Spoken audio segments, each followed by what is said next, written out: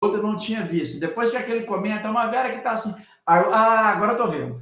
Agora eu tô vendo. Olha para você ver, né, o quanto o olhar, o que é externo, ele age de forma diferente. Michel. Não, exatamente. E os próprios, os próprios cientistas sabem disso. Por isso que quando a gente usa, por exemplo, às vezes a gente pensa ingenuamente, né? Ah, o cientista criou o aparelho para perceber determinada coisa. Só que aí eu tenho um problemão, porque tem toda uma teoria sobre a interferência do aparelho no fenômeno. Por isso que todo tipo de análise através de aparelho, ele já tem a parte da teoria que explica a interferência do aparelho na análise do fenômeno e sobre o grau de erro ou o grau de acerto.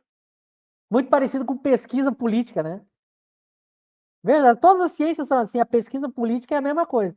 A gente vê agora nessa época, pesquisa eleitoral, a margem de erro para cima ou para baixo. Aí a gente acha que quando fala em ciência exata, a gente leva exato ao absoluto, né? Não, a física e a química é uma exatidão absoluta. Conversa fiada, eles mesmos sabem que não é assim. Claro que eu não estou aqui fazendo relativismo científico. Isso não impede eu de construir teoria e de descobrir a verdade das coisas. Muito cuidado também. Mas a gente tem que saber o grau de interferência de cada coisa no processo. E o espiritismo não vai ser diferente. Olha que interessante como o espiritismo é exatamente assim.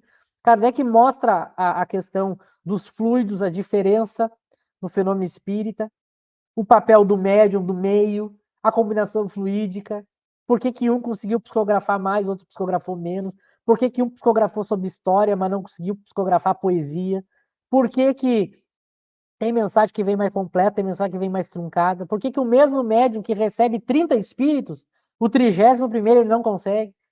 Quando ele vai analisar, por exemplo, as curas, a mesma coisa, tinha médium de cura que curava várias doenças. Chegava, às vezes, uma pessoa com a mesma doença que o médium já tinha curado várias vezes, naquela pessoa não curava. É assim que é a ciência, né? Aí o cientista, na sua ciência, ele tem que entender o grau, né? O grau da confiabilidade, o grau da interferência. Todas as ciências são assim.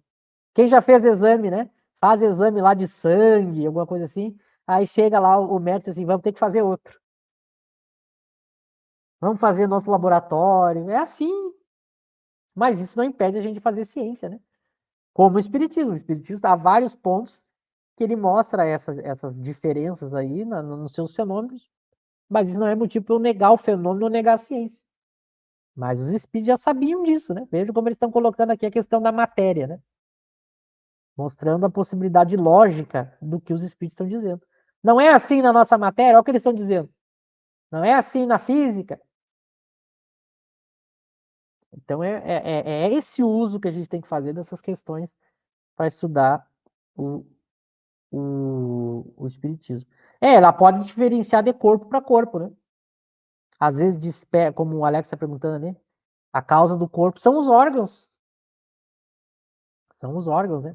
E não só os órgãos, tem a parte que as ciências acadêmicas vão falar que é cultural ou psicológica, que a gente diz que é a parte do espírito, né? Não é só os órgãos, né? Tem a parte que é do espírito, ou da mente, se eu quiser usar os termos dos materialistas. É por isso que eu posso ter, às vezes, a mesma substância, o mesmo órgão, e não tenha. O espírito é diferente e ele também o fenômeno tem, aí ele relata diferenças, né? Pega os gêmeos, né? Aliás, gêmeos é uma das maiores experiências para provar o espírito, né? É tudo idêntico, a parte biológica é idêntica e a quantidade de diferenças de um gêmeo para outro. E aí? Mostrando que tem ali um ser espiritual. Então eu tenho Ô, que. Michel, podemos considerar aqui, então, por exemplo, um espírito que nunca habitou a Terra. Então agora ele vai encarnar na Terra. Ele vai ter uma certa dificuldade no início para conhecer os elementos, aqui, os materiais, aquilo que é externo, ou do errado. Por isso que Ó, veja bem, por isso que a gente encarna num corpo, tem todo um período de gestação, depois todo um período de infância. O que que é isso? É para o espírito se habituar com aquele mundo material que ele vai ficar por vários anos. Já notou que a gente tem que aprender a falar, aprender a andar? Percebe? A gente tem que aprender a desenvolver isso. Porque é algo, é um contexto diferente do contexto espiritual. Agora, imagina de espíritos diferentes, né? Kardec chega a perguntar isso, Laura, nós vamos ver isso lá para frente, nas questões do Livro dos Espíritos. Ele vai perguntar sobre esses espíritos que chegam aqui, e é como se eles não se adaptassem, né? E aí, aí os espíritos falam que são espíritos de outros mundos.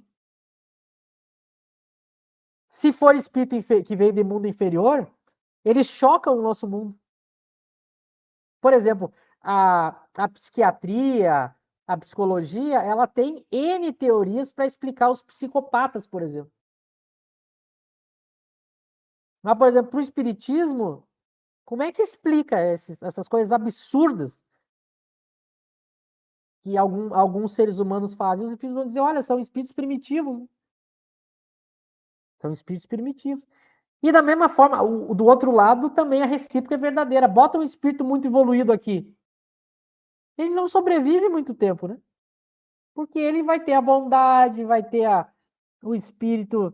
Ele não é desse nosso jogo material aqui, feroz. Vamos pegar Jesus, que era um puro, por exemplo.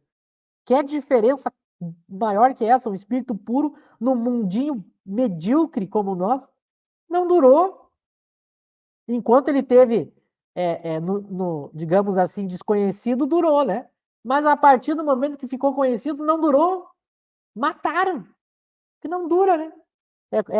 O exemplo. Aliás, a própria metáfora que os próprios evangelhos colocam, a própria Bíblia coloca, né? É a ovelha que foi dada a sacrifício. Ou seja, se eu colocar uma ovelha no meio do monte de lobo, o que o lobo vai fazer? Mas não dá tempo a ovelhinha.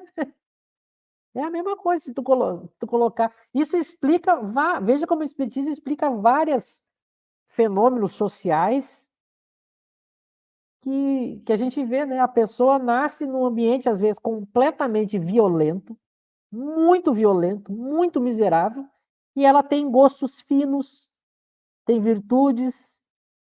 E aí tu pega a pessoa que é educada, tem 5 babá, tem segurança, tem as melhores escolas, e somos degenerados. É impressionante, às vezes eu fico refletindo sobre isso e lendo. O espiritismo ele se prova a cada dia. Quer provar o princípio espiritual, é só olhar a sociedade, né? Aí veio sociologia, psicologia, cada um com uma tese mais maluca que a outra, que o espiritismo explica fácil, são espíritos diferentes, vivendo em mesmo contexto. A psicologia vai dizer que a influência do meio, porque a mãe, porque o contato do pai, aí vai, cada um vai dizendo. É tipo Freud, né? Quem vai ler o Freud interpretando o sonho, tentando interpretar o comportamento. Ele vai, como ele é materialista, ele tem um problemão, ele tem que fazer uma viagem para explicar o fenômeno simples, que o espiritismo explica de uma maneira muito mais simples. São espíritos diferentes. Olha só. E eles criam umas teorias que meia dúzia de especialistas, nem eles conseguem explicar, cada um explica de um jeito, porque ele quer defender o materialismo, né? Só que daí começa a entrar em contradição. O espiritismo resolve, olha, é espírito diferente. Essa é a beleza. Não, fiquei falando, já passou do horário, né?